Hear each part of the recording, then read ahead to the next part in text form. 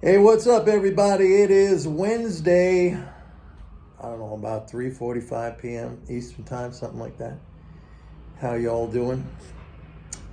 So I've been seeing a lot of commentary recently. Kind of funny, actually. I mean, it makes me puts a smile on my face. It makes me laugh. I mean, I've been seeing a lot of these so-called experts, market analysts,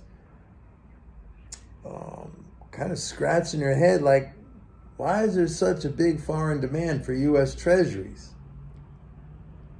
Every time I see stuff like that, I'm just like, there we go again. I mean, it just highlights the level of misunderstanding, the level of ignorance. Let's just call it what it is. And I see all these concocted reasons for why that's happening. And one guy, he was like so beside himself because he's like, why is there such high demand for US Treasuries when we have so much inflation, right? Inflation. We got inflation.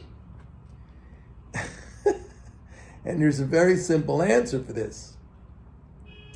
The United States is running a record trade deficit, which means that foreigners hold lots of dollars as a result of record exports to the United States. So they sell us stuff, they get the dollars, and it's just normal for them to park the dollars in a treasury security, which earns them interest.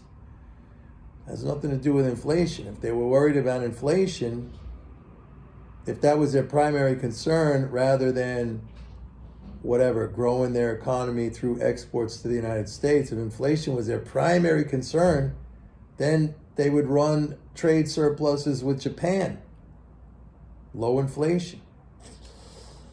So, and there's ways they can hedge inflation, and they don't receive dollars. They sell to us, they earn US dollars, and it wouldn't make any sense for them to, let's say, turn around and sell US dollars for another currency, because that's functionally the same thing as exporting to that other currency zone.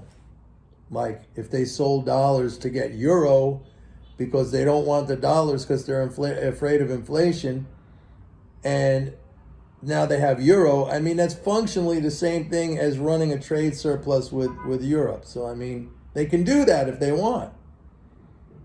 And they're not obligated to sell anything to the United States. They're not forced into a situation where they have to export to the United States. But the United States is the world's largest economy. We have a lot of demand for foreign goods.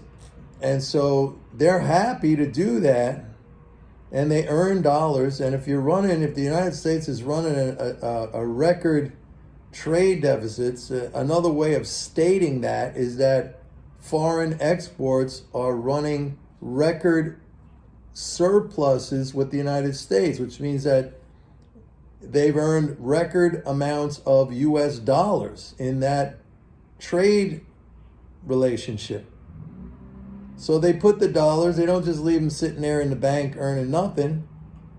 They put the dollars in treasury securities, and that's why has been very, very big demand, foreign demand for treasuries. I think today's auction, what was it, a 10-year? I don't know. There was like almost 78% of the demand was foreign institutions, what I read anyway. And again, I saw a lot of comments on Twitter like, I don't understand what's going on. Can't figure this out. Like, why would they do something like that? What else are you going to do?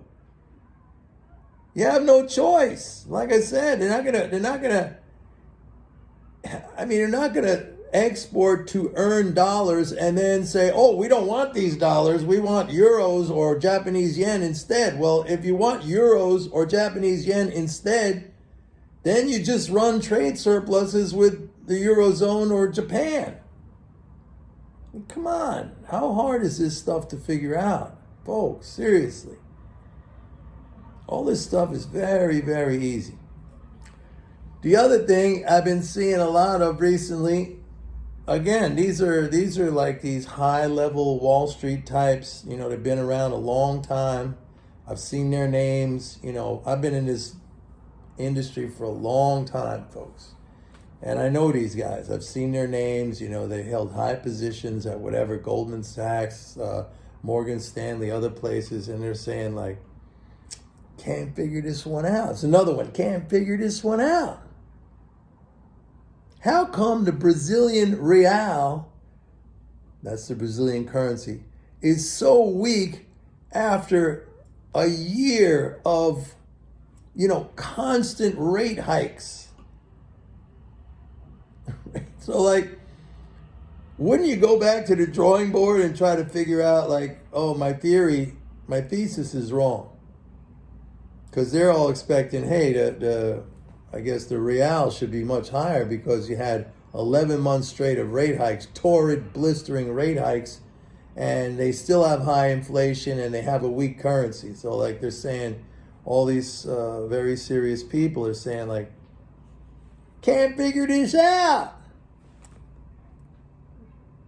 All right, I'm not criticizing you for not being able to figure it out. I mean, there's a lot of things I can't figure out. There's things in quantum physics that the greatest minds can't figure out.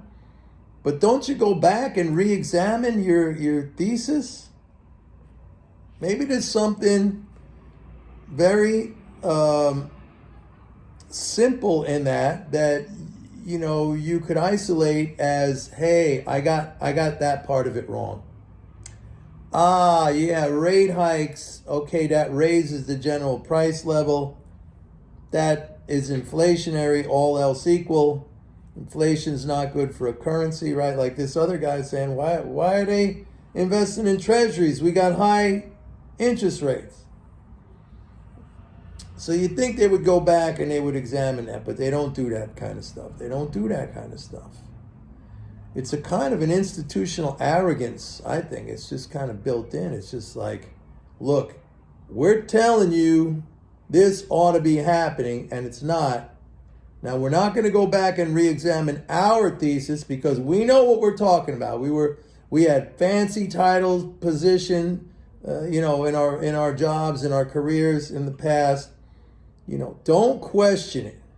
Just go along with our, you know, confusion, or go along with our incredulousness that this is not happening the way we think it should happen. Just stick with us on it. That's what they're telling you, basically. So I saw a lot of that. I've been seeing a lot of that recently, too. And it's funny. I think it's funny. I don't know, like, and it's easy pickings. I mean, it's easy pickings. Like, if somebody writes something like that, I mean, it's just easy to chime in and say, well, you know, like, when they're earning a record amount of dollars from their exports, because that's what a U.S. trade deficit is. The flip side of a U.S. trade deficit, if it is someone else's trade surplus, right? It could be rest of the world combined, could be one particular country or several countries, but that's what it is. It's they're equivalent. You know, saying one thing automatically states the other thing. Like if I say the U.S. has a record trade deficit, then the rest of the world has a record trade surplus with us. Now that could be one single country, it could be, you know, many countries combined, which is what it is. I mean, the two statements are exactly the same. They're just like one is the flip side of the other. One is the inverse of the other. So they got all these dollars. And then they would say, well, why are they going to dollar? Why are they going in the dollar? Because, I mean, when you say that, it just kind of ignores so many facets of the relationship. Like they want to export to the United States. It's a huge economy. There's a lot of demand for their products. They want to net save in U.S. dollars because if they didn't, they'd run giant trade surpluses with some other country. They're going to sell the dollar and buy something else. Well, that's functionally the same thing as saying they're going to run trade surpluses with some other currency zone. Not hard to figure out. This stuff is not, it's not rocket science. It's really not. which I had a laugh the other day because getting back to that New York Times article on MMT and featured Stephanie Kelton and Larry Summers went fucking crazy over that, and there was a whole hullabaloo. And this one dude, Noah Smith, I think his name is. He has a Twitter handle, No Opinion, NOAH Opinion. What did he say? Oh yeah, he's saying, you know what the problem with MMT is? It's not a rigorous science like real economics has equations and models. There's no models in MMT, which is wrong, by the way. But anyway, he's saying no equations and no formulas and no models that, you know, can be peer examined and tested. And I couldn't help but laugh because, like, yeah, those mathematical models have really been good, haven't they? They really have had a good track record of predictability. I mean, come on, man. Come on. That's just a bunch of junk. You know, they make these this is not, I mean, economics is a social science. They try so hard, so hard to make it into a hard science like physics or math or something like that. I mean, it's just not. But he's like, there's no models. And if there's no models, it can't be peer reviewed, it can't be tested, it can't be replicated. We can't run our own outcomes and stuff on that. The mathematical stuff has been shit. It's been garbage. Nothing has been right. None of these guys got it right. Unbelievable, folks. Think about it. It's not hard. It's got to take it down. Everything's very logical. Everything is very, very logical. The problem is it's all interwoven with a lot of emotion. So, you know, it could look a certain way for a while. And it's very easy to fall into that trap because the media throws it out there. They throw out all the wrong stuff. And the whole entire mainstream profession of economics throws it out there. And it's so deeply embedded into the political system and policy. So yeah, you know, regular people who don't spend their lives looking at economics, and I can't criticize them because they just go with what they read, and it's all a perversion of reality. It's not reality. It's like a belief system. It's like a dogma. That's all it is, folks. So laugh at it. Maybe I'll see you later. Bye.